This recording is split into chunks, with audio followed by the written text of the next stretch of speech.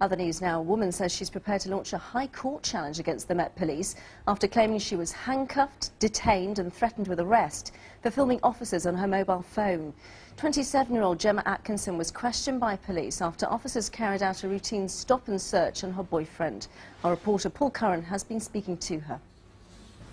Back in March, Gemma Atkinson was travelling home with her boyfriend Fred. When they got to Aldgate East Station, Fred was stopped on suspicion of carrying drugs.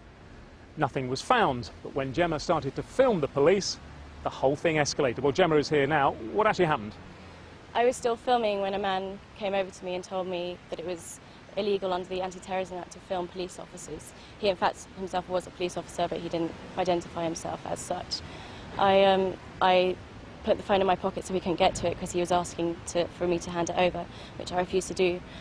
So then he got other officers to come and hold my both arms and then come into me to try and get my phone out of my pocket. I was pushed into this alcove in the station and I was sort of yanked up and down for quite a while before I was handcuffed. Now, this sounds a pretty frightening idea. Why did you decide to take such a stand?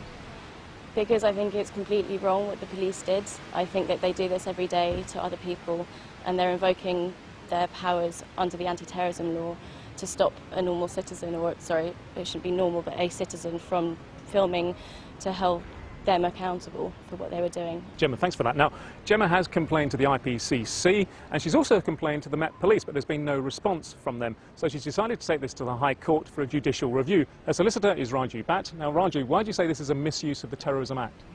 There is nothing in the Terrorism Act which permits the police to prevent you or me from filming them in the ordinary course of events in the absence of some suspicion of connection with terrorism.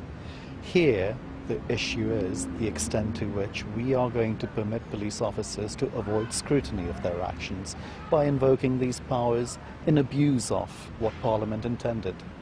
But you're looking for some clarification here because there is some debate here, isn't there? Certainly the Commissioner and his solicitors have been asked to explain how they would seek to justify the actions of the officers here, and they have declined to provide any response. The only option that Gemma and others in her position have is to go to the courts to seek some clarification. OK, Raju Bhatt, thanks for that.